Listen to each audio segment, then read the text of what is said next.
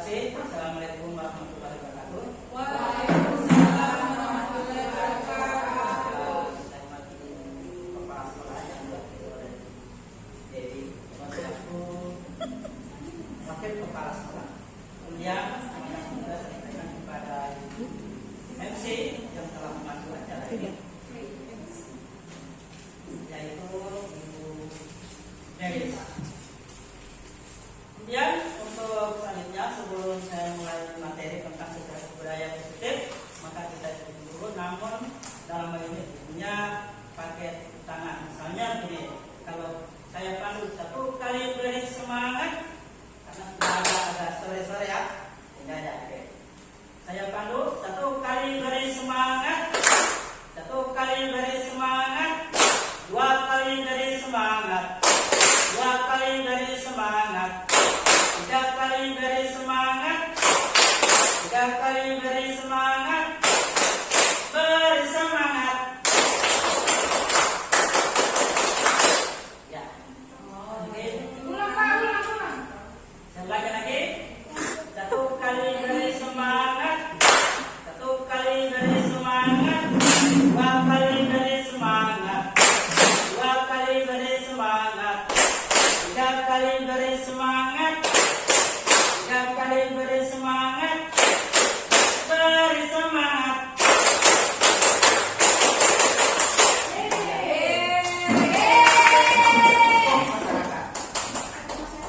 Ya. Saya lanjutkan untuk materi edukasi budaya positif bersama guru saya Sarifullah Siru yang berpenggerak Angkatan 9 Kabupaten Gorontalo. Insyaallah. Dengan tema mengenal peran calon berperan dalam menciptakan budaya positif di sekolah. Budaya positif adalah nilai-nilai positif yang diyakini sebagai kebiasaan baik oleh seluruh warga sekolah yang membutuhkan konsistensi dalam mewujudkan dan dibuat dengan tujuan membentuk karakter positif yang sesuai dengan profil pelajar Pancasila. Kemudian langkah-langkah strategi yang saya ambil untuk mewujudkan budaya positif di sekolah, yakni mengubah paradigma, di mana guru dapat mewujudkan budaya positif di sekolah dengan cara mengubah paradigma teori stimulus respon menjadi paradigma teori pilihan, sehingga guru dapat memahami bahwa setiap perilaku murid memiliki tujuan yang didasari oleh 5 kebutuhan dasar manusia. Seperti apakah 5 dasar kebutuhan manusia? Pertama, kasih sayang dan merasa diterima. Sehingga para siswa itu sudah merasa diterima dalam kajiannya di keseharian dalam lingkungan sekolah. Kemudian kebebasan, yakni mandiri ataupun bebas untuk menentukan pilihan. Kemudian yang ketiga, kesenangan, kebutuhan kesenangan untuk bermain dan lain-lain. Kemudian penguasaan kekuatan untuk mencapai sesuatu dan bertahan hidup atau dalam bahasa kerennya yakni life skill. Kebutuhan bertahan hidup, makanan, rumah, kesehatan dan lain-lain. Kemudian menerapkan disiplin positif. Disiplin positif menjadi hal utama dalam proses membentukkan budaya positif di sekolah dan menjadi motivasi kita dalam melaksanakannya. Dalam penerapannya ada banyak faktor yang mempengaruhinya. Di antaranya, kemudian yang ketiga, motivasi perilaku manusia. Deng Dosen dalam bukunya Restructuring School, disiplin menyatakan 3 alasan motivasi perilaku manusia. Yang pertama, untuk menghindari hukuman. Kemudian yang berikut, untuk mengharapkan penghargaan atau reward, untuk menjadi orang yang mereka inginkan, dan menghargai diri sendiri. Kemudian yang keempat, yakni membuat keyakinan kelas. Dalam hal ini, dapat mewujudkan disiplin positif, harus dibuat kesepakatan dan keyakinan kelas. Keyakinan kelas dibuat untuk memotivasi seseorang agar lebih tergerakkan, lebih bersemangat, sedangkan kesepakatan kelas disusun dan dikembangkan bersama-sama. Keyakinan kelas dibuat oleh seluruh warga kelas melalui curah pendapat atau berbagai pendapat yang akan disatukan yang berisi tentang pernyataan universal. Kemudian menurut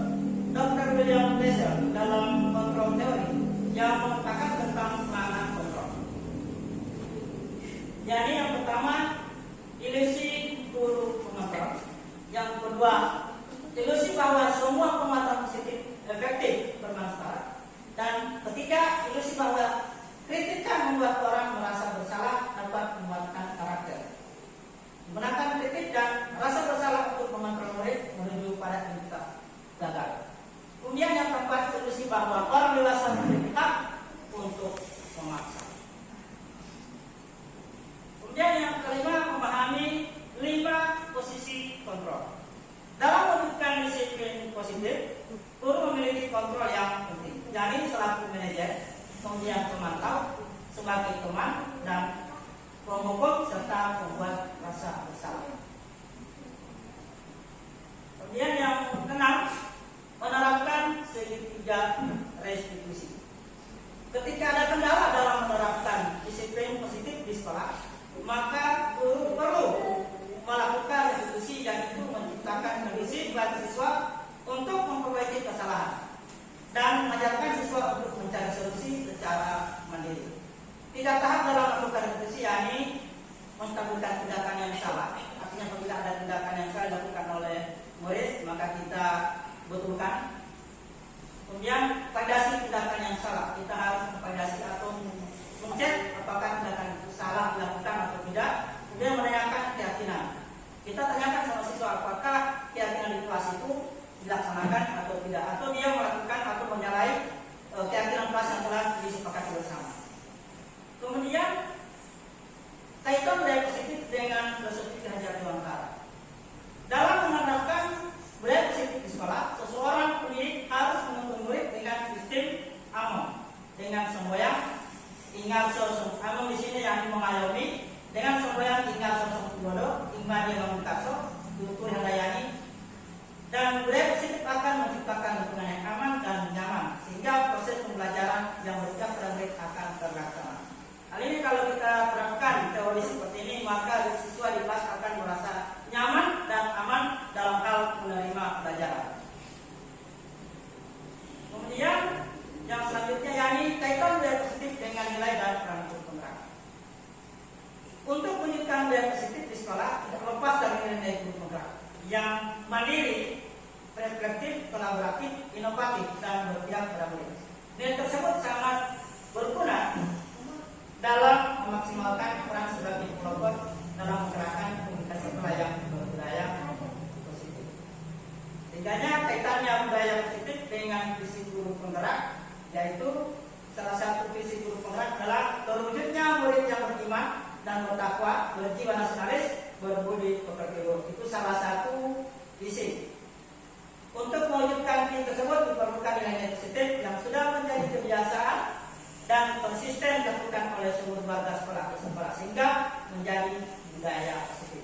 Hal ini dilakukan di sekolah kami, yakni dalam hal mewujudkan jiwa nasionalis, yaitu mendapat upacara setiap hari Senin, dan nilai-nilai yang dilakukan untuk iman dan takwa, kami melakukan sholat zuhur, bahkan kalau sampai sore kita melakukan sholat asar.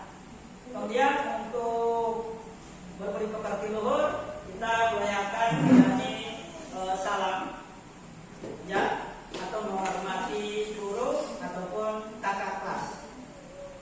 Kemudian refleksi pemahaman budaya positif.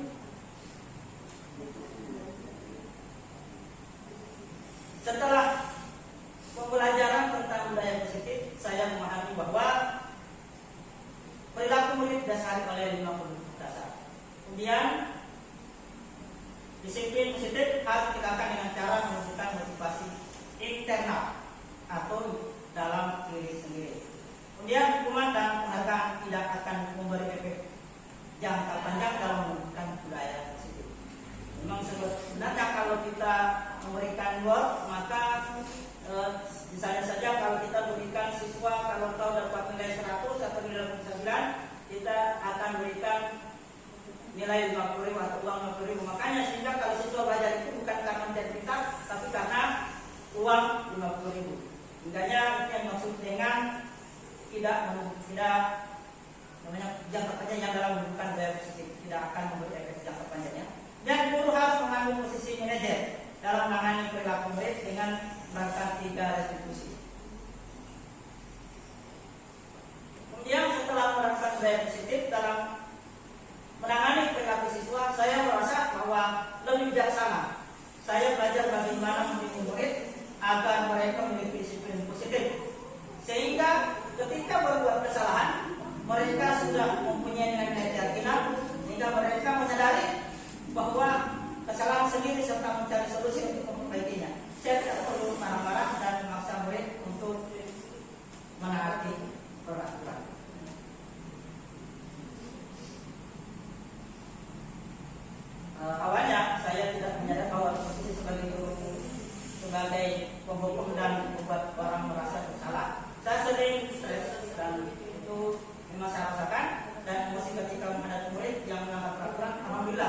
setelah saya belajar tentang modul 1.4, maka menyadari bahwa tindakan itu sangat berbahaya berbahaya bagi perkembangan mental siswa atau anak.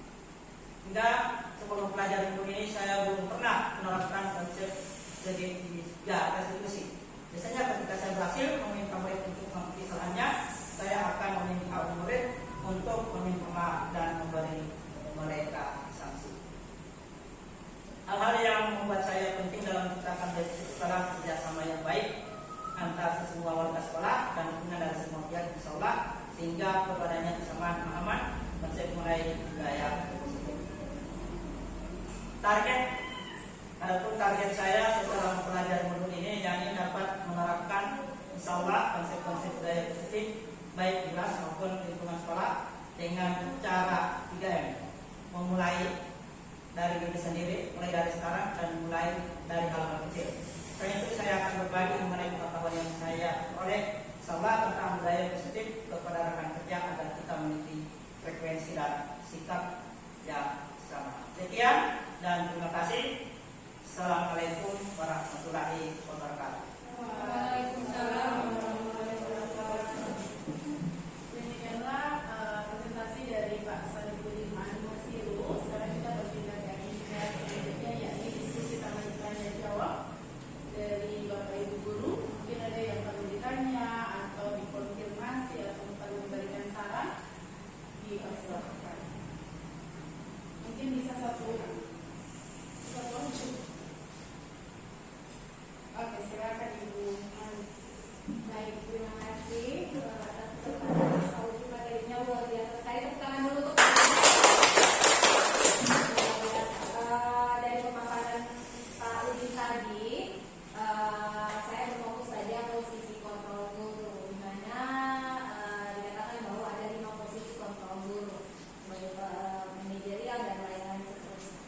Nah, menurut Pak Udin sendiri, jika dihubungkan dengan peran Pak Udin sebagai calon guru penggerak, kira-kira posisi kontrol mana yang paling cocok untuk kita Bapak Ibu guru, terutama yang ada di SMP Negeri 1 Merak? Alasannya yang jelas.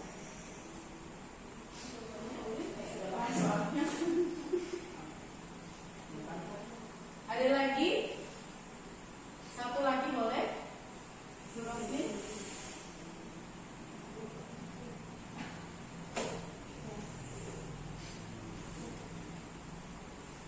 Pak Supri? Berikan? Silakan boleh. Ya. Terima kasih. Untuk ini kalau saya lihat dan sebenarnya saya mohon maaf apabila kalau saya untuk posisi guru di samping ini ada yang manajerial, kemudian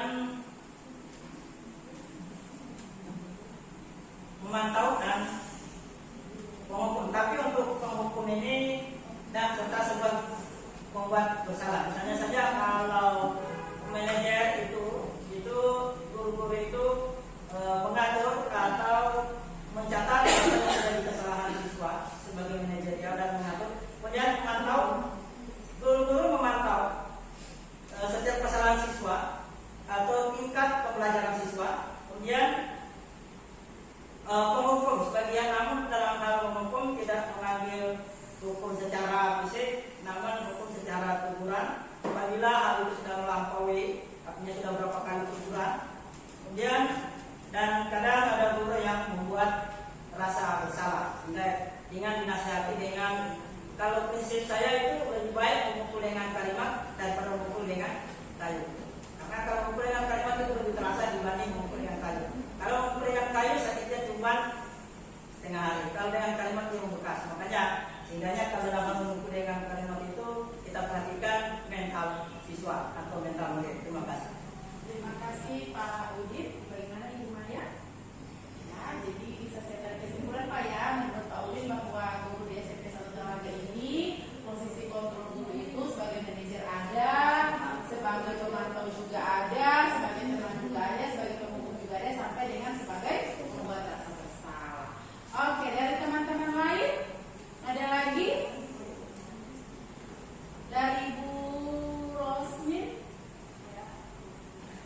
Oke. Karena belum ada berarti sudah bisa dipastikan bahwa teman-teman sudah paham ya tentang budaya positif yang ada di sekolah. Karena sudah tidak ada pertanyaan lagi Pak Udin, jadi mungkin terakhir dari Pak Udin closing statement-nya untuk sosialisasi budaya positif ini seperti apa? Bisa.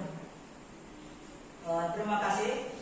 Setelah saya menjelaskan tentang nilai budaya positif di sekolah, maka melalui forum ini saya minta kerjasama dari Bapak Ibu sekalian untuk lebih meningkatkan atau mempraktekkan, mengimplementasikan budaya positif yang ada di sekolah. Terima kasih. Terima kasih. Berikan aplaus dulu Bapak Ibu. Alhamdulillahirobbilalamin.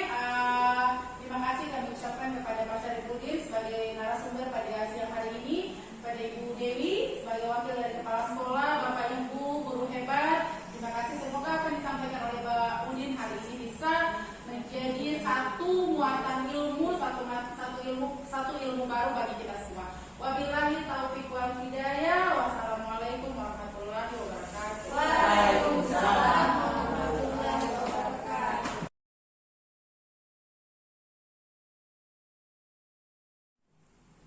Assalamualaikum warahmatullahi wabarakatuh. Perkenalkan, nama saya Rosminto Mayahu, saya guru SMP Negeri 1 Telaga, Kabupaten Gorontalo. Tadi sebagai peserta pada sosialisasi budaya positif yang disampaikan oleh Bapak Syarifudin Hasiru, CGP Angkatan 9, Kabupaten Gorontalo. Setelah saya mengikuti sosialisasi tadi tentang budaya positif, saya sudah memahami tentang apa itu budaya positif, nilai-nilai kebijakan yang harus diterapkan di sekolah, dan tentang segitiga restitusi serta 5 kontrol guru.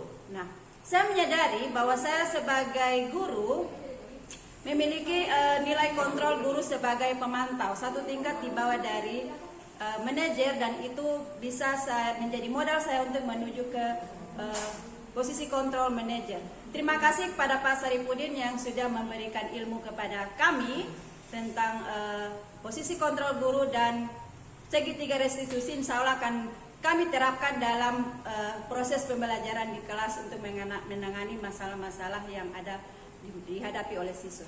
Terima kasih. Assalamualaikum warahmatullahi wabarakatuh. Assalamualaikum warahmatullahi wabarakatuh. Perkenalkan, saya Ririn Gani. Di sini saya sebagai peserta dari sosialisasi budaya positif yang dibawakan oleh Bapak Syarifudin Mani Hasiru. Nah, setelah saya mengikuti sosialisasi yang dibawakan oleh Bapak Syarifudin, ternyata masih banyak hal-hal yang perlu saya pelajari lagi mengenai kontrol diri, kemudian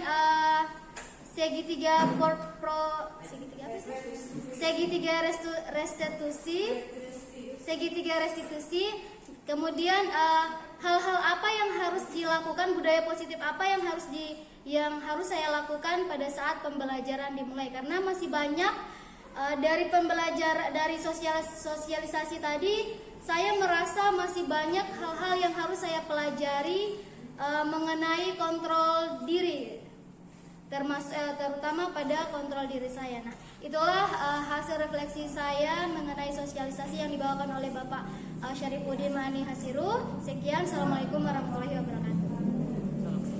Assalamualaikum warahmatullahi wabarakatuh. Nama saya Sudung Wibowo. Saya mahasiswa program studi pendidikan profesi guru yang sedang melakukan PPL di SMP Negeri 1 Telaga.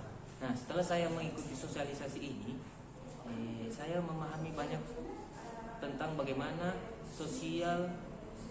budaya positif yang ada di lingkungan sekolah, di mana guru bisa di dalamnya sebagai manajerial, sebagai seorang teman bagi siswa, dan mampu memberi pengayaan yang baik kepada siswa. Nah, selama saya mengikuti kegiatan ini, saya menyadari bahwa masih banyak hal yang perlu saya perbaiki lagi dalam memberikan pengayaan kepada siswa, baik itu dari segi pemberian materi maupun penerapan keyakinan di dalam kelas, sehingga siswa memiliki aturan yang baik, aturan yang positif baik di dalam kelasnya maupun di lingkungan sekolahnya. Ya, sekian dan terima kasih.